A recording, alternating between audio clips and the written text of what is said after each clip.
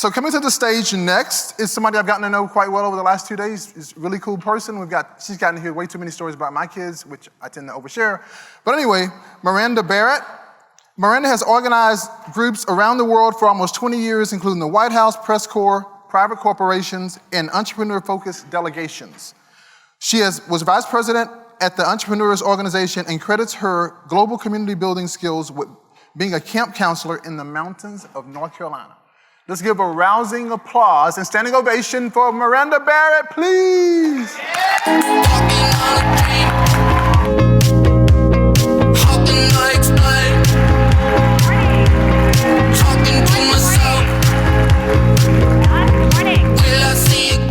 Good morning, guys. So great to be here. Thank you so much for having me.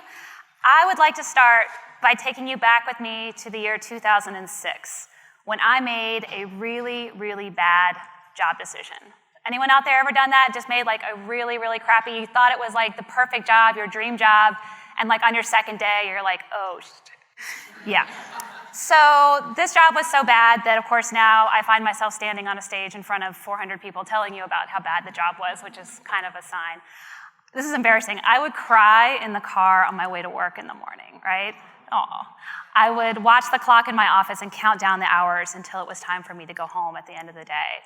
And, I asked myself that question you do, like, how long do I have to stay in this job before it's not like this stain on my resume, like where people would say, oh, you were only there for 2 days, right? How long is that anyway? Is that a year? Could I hang it out a year? Who knows?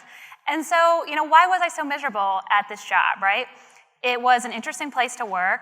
I had this beautiful office. There was a cherry tree outside my window. I had a good salary. The hours were reasonable. The work was interesting, right? So why was I so miserable? This job was the first time I learned the expression to throw someone under the bus, right? 2006, that's when that phrase was kind of coming into use, to throw someone under the bus. And that's what people were doing there all of the time. Every meeting was just this pressure cooker experience of people trying to make each other look incompetent and unprepared. And I would waste 15 minutes crafting a 3-sentence email because I knew every word of that email was going to get picked apart by somebody and flung back at me to show, how stupid and incompetent I was. I had someone counsel me that I should hang on to every sheet of paper in case 6 months down the line I needed to prove something that happened wasn't my fault, right? We can't work that way. This is just horrible. And so I lasted exactly 7 months and walked out the door without looking back. And I realized that if I was going to be happy in my next job, I had better figure out what the heck the problem was. Like on paper, this job looked perfect for me. Why was I so unhappy? And I needed to be smarter in my job hunting and figure out exactly what I wanted to do with myself professionally. And I realized that to be happy in a job is less about what you're doing, right? It's who you're doing it with and how you're all working together.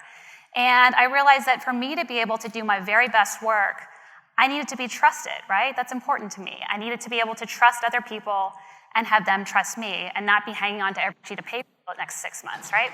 And I learned that none of this happens by accident, but it's very possible to build it. And looking back over the really interesting places I've been able to work over the last 20 years, I realized that's what made me happy in all those different jobs. I got to work for the White House. I got to travel around the world with international delegations. I've worked with some really brilliant entrepreneurs. And in all of those cases, it was this element of trust within a community that really made it an amazing place and where I could make my very best contributions. So my name is Miranda. We're going to talk about this here today. I love this quote, right? How we spend our days is, of course, how we spend our lives. What we do with this hour and the next one, this hour right here, that is what we're doing, right? This is how we're spending our lives. And we are going to spend something like 90,000 hours at work over the course of our lives. And that can either be really depressing or kind of exciting, depending on how happy you are in your job. It's like a third of our limited time on this earth. And how much happiness and fulfillment and growth we find, and how much happiness and fulfillment and growth we help other people find, really depends on how well we're working together. All right, so first we're going to talk a little bit about projects. Yay! So you can break almost everything you do in life down into a project, right? A project's something with a defined goal and a start date and an end date. So, launching a website, obviously, like a project. Planning a wedding. Anyone here planning a wedding right now? Congratulations, yay, we got a couple, yay for you. So planning a wedding, definitely a project, a little bit of a challenging one. Here's a harder one, raising kids. Raising kids is a very long, exhausting project, as some of you in the audience can probably relate to me about. A project is getting a diploma, or buying a house is a project, playing on a soccer team is a project, launching a new product, planning a vacation, that's a cooler project. So projects, anything with an end goal and a defined start and an end date, right? Yes? Okay, so a project also has stages. Now, the good folks at the Project Management Institute will tell you that a project has 5 process groups and 38 individual defined processes, right? Anyone out here taking the Project Management Professional exam? Nobody? I'm the only project geek. All right. Well, if you wanted me to tell you all about the 38 processes, find me at the bar later. We will get crazy. So let's see, we're my friends who are planning a wedding. So you're planning your wedding. You have your kickoff meeting. You got engaged, right? That's the start of your project. There's your launch, right? You have your executing, right? You're running around with a clipboard screaming at vendors, right? And you're planning a wedding. You're doing the work. And then, of course, yay, your project's concluded, and now you launch your marriage project. So a project has phases. A project also has teams, right? A team is anyone there to help you get the work done. So more often than not, our team is our colleagues at work, but our team can also be your family, a team can be your clients, a team can be your friends, a team can be your dog. I hope your dog is on your team. If your dog is not on your team, I cannot help you. We're done here. So within each project, sometimes you might have a team member who doesn't want to be on your team, right? This is my son, Ewan, and at this age, he definitely did not want to be on my team, unless I had a cookie. Sometimes people on your team, their bosses assign them to your team, right? Sometimes people are not super excited to be on your team, and sometimes they're making that adorable little sad face, right? So, but maybe there's like a really smart person in your office, and you want them on your team because you know they can contribute, but they're super busy. And they don't really want to add something else to their plate. So project teams can be challenging because not everybody is always there. It's not always their first choice to be there, and that can be difficult. And for better or for worse, you have to take this group of people who have all arrived together through whatever channel that happened, whether or not they want to be there, and you all have to deliver something together, whatever it is that's being asked of you. Which is why you should bring cookies. So I want you to take a second. Think about a time that you had to contribute to or maybe even lead a project that you were not super excited to be on, right? Maybe you were so busy. Maybe you got asked to be in your weird cousin's wedding and you didn't really want to do that. We all have these projects in our lives where we're not super excited to have to join them. So for me, one that immediately comes to mind is when my phone rang a couple weeks ago, and it was the principal of my son's elementary school. And if you don't have kids, let me tell you that getting a call from the principal of the school is just as terrifying when you're an adult as it is when you were a kid, right? I saw the caller ID, I'm like, oh, shit. And I was so scared because I figured she was calling, again, to tell me something ridiculous that my son had done.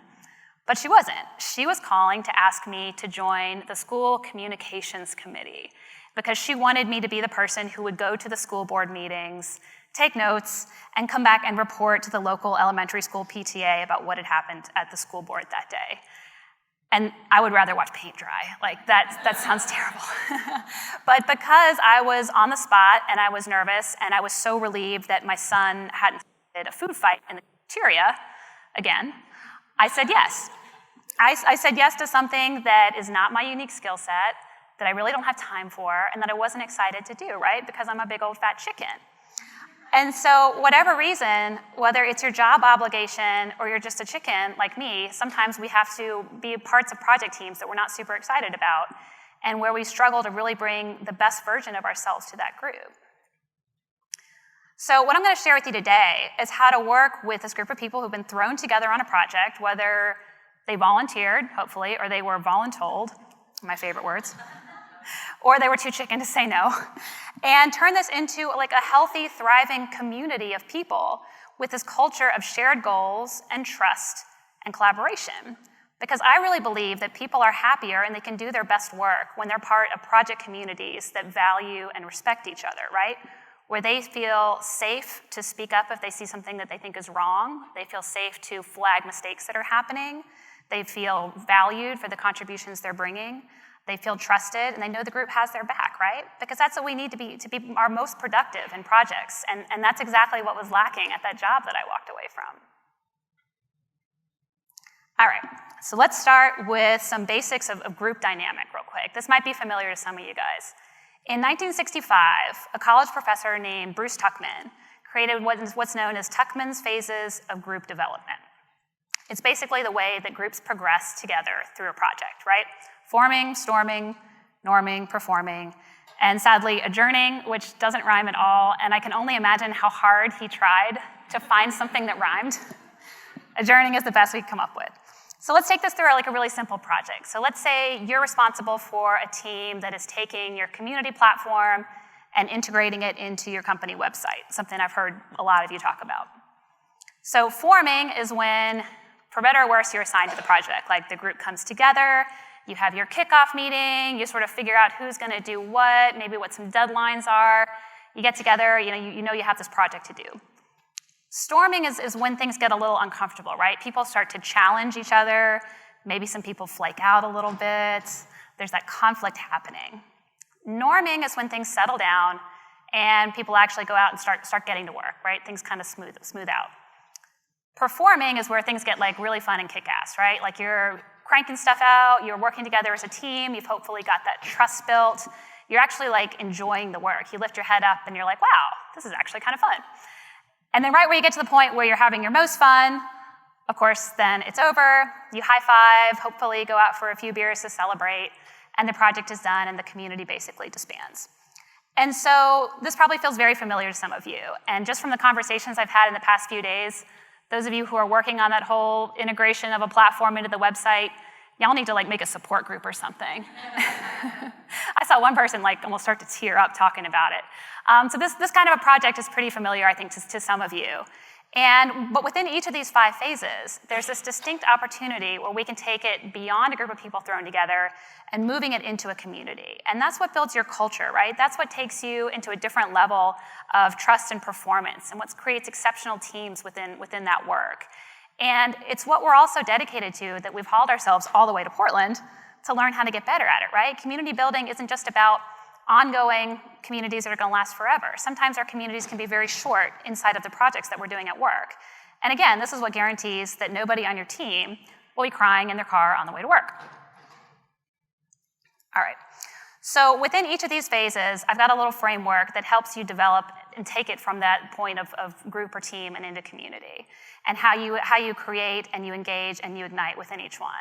So we only have a little bit of time here together. There's some amazing speakers. We're going to talk about the first 2, which are the most important. And I've got all the information available for you on my website afterwards if you want to learn about the others, or hit me up at the bar later tonight. All right, and if you want to geek out on project management phases, seriously, come find me. It's so fun. All right, back to our friend Professor Tuckman and his first stage of group development, which is forming. So a group of people comes together, right? So think about that for a second. A random group of people, let's say 10, comes together. Everybody has their own biases, their own expectations, their own concerns, their own fears, their own bandwidth and availability, how they feel about this, their own agendas, what they want to see accomplished. And this group of people has to get together and figure out how to work together, right?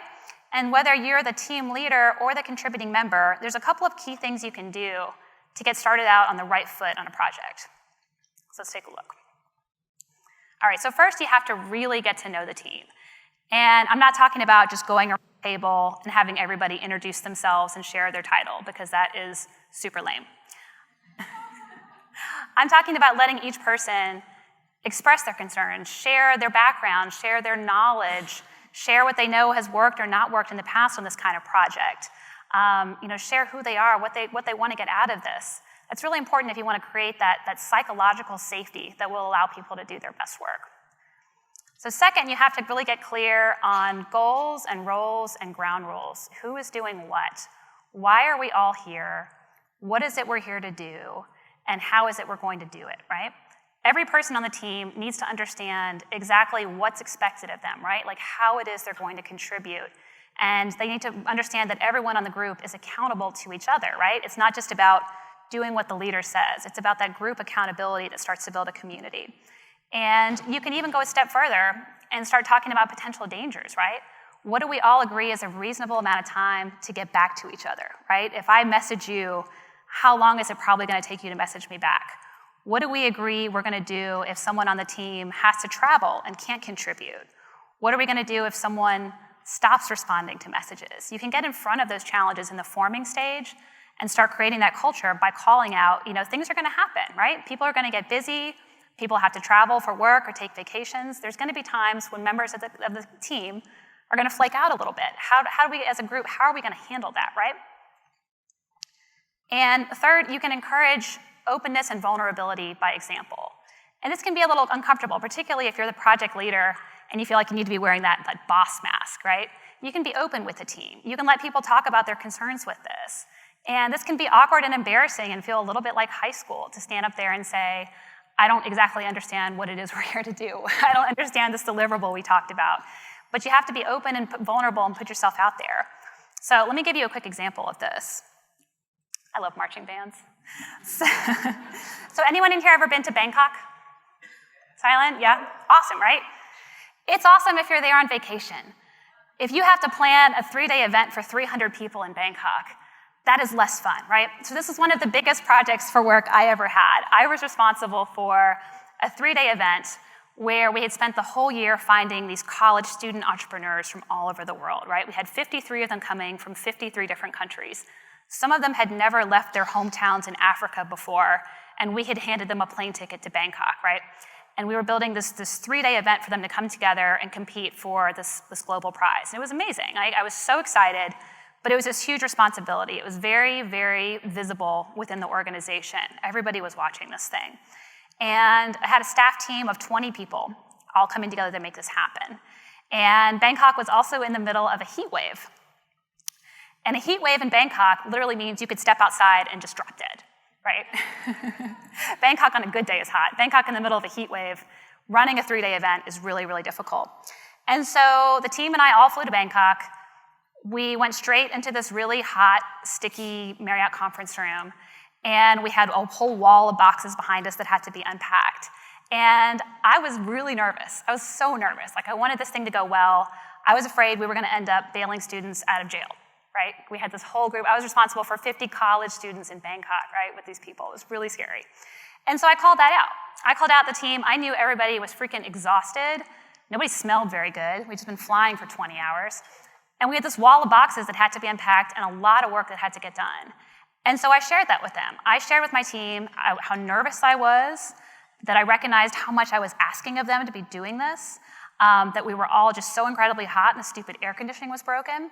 And there wasn't a lot I could do about that. But I shared with them that I promised that I would make sure everybody got rest when we could, that I would make sure everybody was hydrated all the time, and that there would always be an unlimited supply of chocolate in the staff office, right? So we can still be project leaders even by sharing our vulnerability and sharing our concerns. We don't always have to wear that boss mask with our team. And so finally, I really believe in creating a strong team identity. And that is not just about silly names and t-shirts, unless that is your thing. Rock on, do you. I'm talking about shaping the way the team views itself and the way that it's viewed by other people, right? How do other people in your office perceive your team? Do they know it exists? And hopefully, do they notice that your team is crushing it? Because I'm sure it is. But when the team starts to feel accountable to each other as a group, it creates this magical team identity.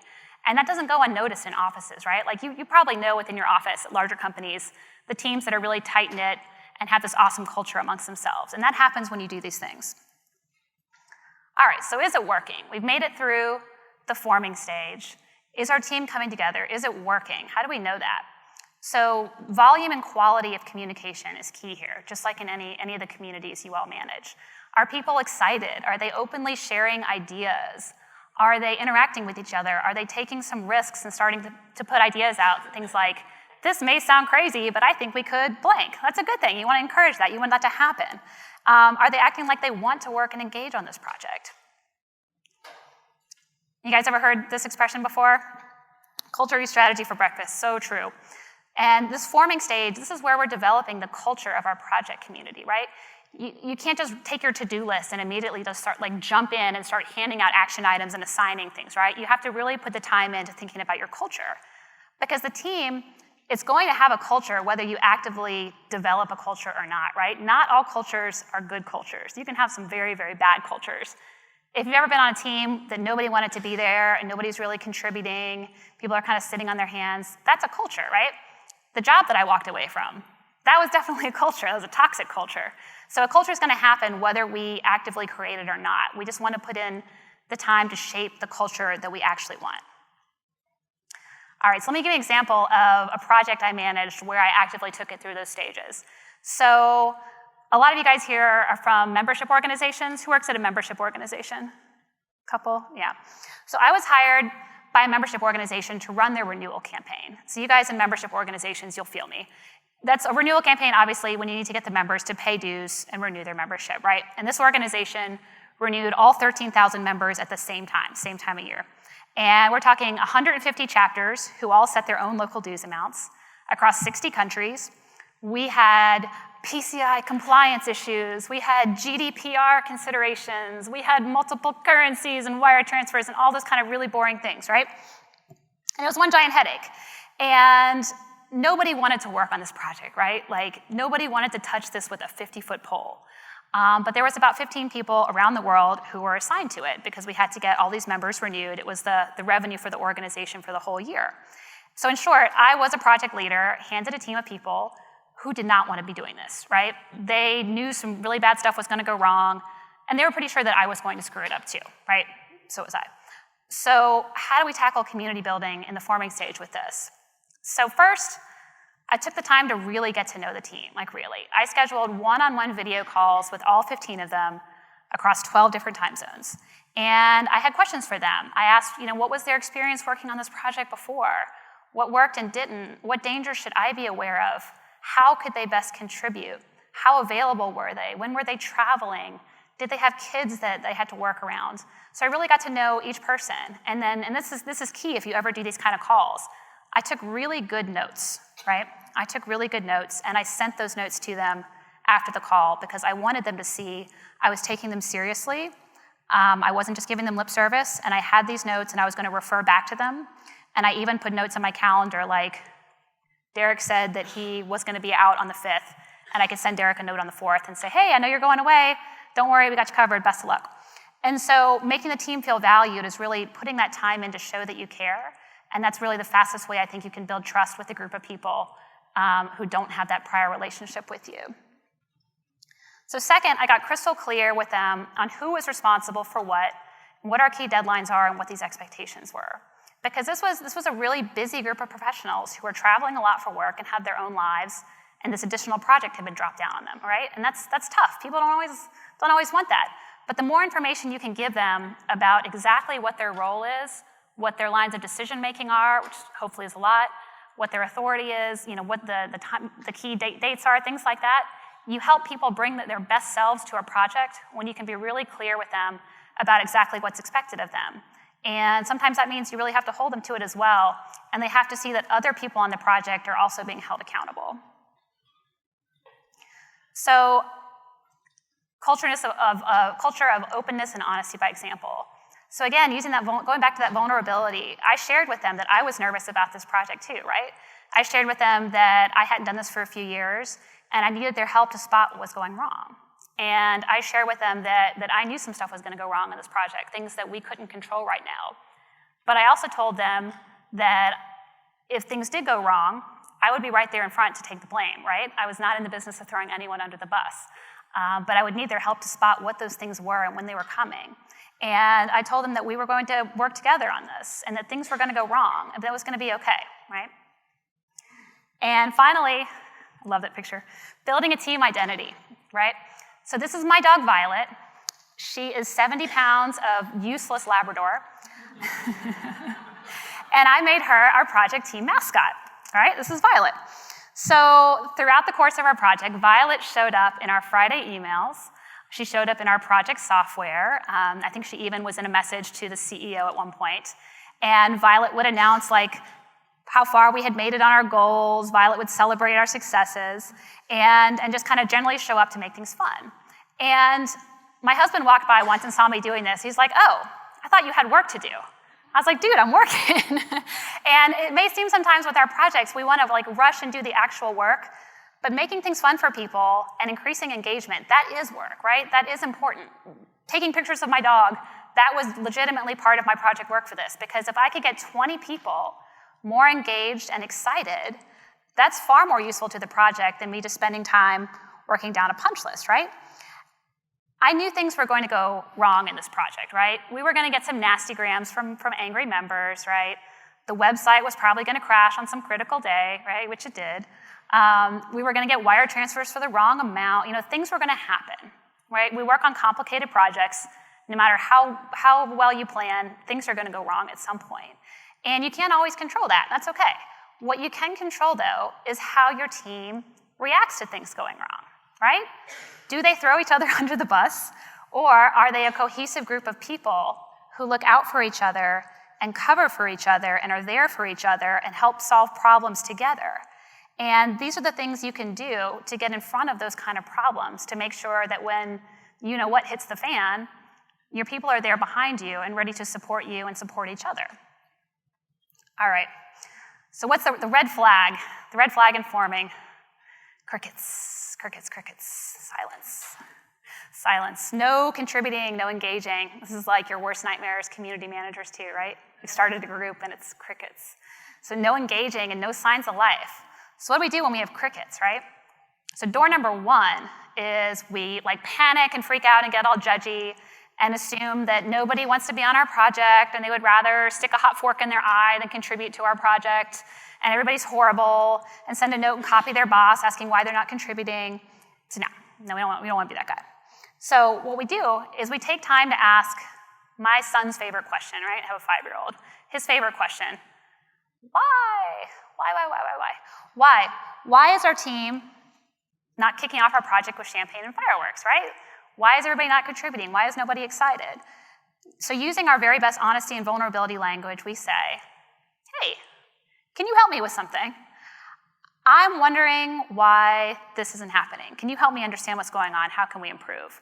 Those little words right there. Can you help me understand? I love those lines. Help me understand. Using language like that, you've just shown trust. You've shown that you believe this person knows something that you don't and they can help you. You've checked your ego, right? You've shown that you want to do better at something and you need the team's help to do that, right? You've just extended an enormous amount of trust to people. And in my experience, there's a very good chance when you put yourself out there and you make yourself vulnerable, people are going to be there to catch you, right? Or the alternative is you panic and become a dictator and start issuing deadlines and demanding engagement. But you guys know that doesn't work, right? You cannot force engagement. You can't make people want to contribute. Be on my project. No. You have to have a light touch in this phase. You have to people want to get engaged. You can't just like jam it in there and copy their boss on an email and start demanding engagement, right? That's just going to backfire on you and nobody will trust you at that point. So you have to get this right because we've got another phase of our team development coming here, and it is storming. So storming is where the work starts to get a little bit more demanding, right? Deadlines start to come up, people start to get a little bit stressed out, and decisions have to be made. And so when people start to get a little snappy, you've arrived at storming. Or in this case, this was when I was on vacation with my son in Hawaii, and that is Hurricane Lane coming in behind us right there. So you've got your tension building, you've got your stress, conflict happening and storming, but that's okay. The good news is that you've created that foundation. You've got that brick foundation right there between your storming and the other side, right? So when you have honesty with conflict, you've got some transparency. Like, hey, I think our credit card data might be vulnerable. You can be honest. You know you're going to get that transparency. You're going to get support. You're going to get accountability to each other. So storming is a good thing. It's an opportunity for the team to go through something together and have that honest, productive conflict and come out on the other side. So sadly, that was not the case with our Hawaii vacation. Again, it's another story for later. So storming happens everywhere. As you heard in the introduction, I was a camp counselor in the mountains of North Carolina. So much fun, sweet little cabin of little girls. And I immediately jumped to making a chore wheel for them, right? I didn't take time to build the foundation. And it turns out 8-year-old girls, they really don't care that a job wheel exists, right? Yeah. And as a result, I was living in the stinky sock cabin for 2 weeks because I hadn't taken that time to build a community, and these little girls got the best of me. Storming's important. So what's the red flag for us in storming? The biggest one is that we have this, right? It's not happening. It doesn't happen at all. So this means one of two things. It means that your community is in such perfect alignment, you were all just sneezing rainbows together. Or it means you have this nasty, ugly, creepy storm in a bottle where people don't feel safe to express their ideas, right? They don't feel safe to speak up. They have opinions not being shared. They have this silent frustration. Have you ever been in a meeting and you really wanted to say something, but you just knew it wasn't worth it because you'd get shot down? That's what happens when you have a storm in a bottle. You have this stalled progress, and that's not good. So to break that bottle, you have to call out and you have to ask for help. Everyone knows it's happening anyway, right? If nobody's contributing, everyone knows it. It's not a secret. You have to go back to that language and say, I'm concerned that we're not sharing ideas about this, or nobody's given me any feedback. You have to make yourself a little uncomfortable, right? You have to make it safe for them to challenge you as a leader, and that is not fun, right? Someone came to me and said, hey, I think that timeline you just built is completely unrealistic. And my first reaction is like, well, you're stupid. No. My timeline's perfect. But no, you have to make it safe for people to speak up when they see things that aren't right, because that's the way you're going to get your very best results.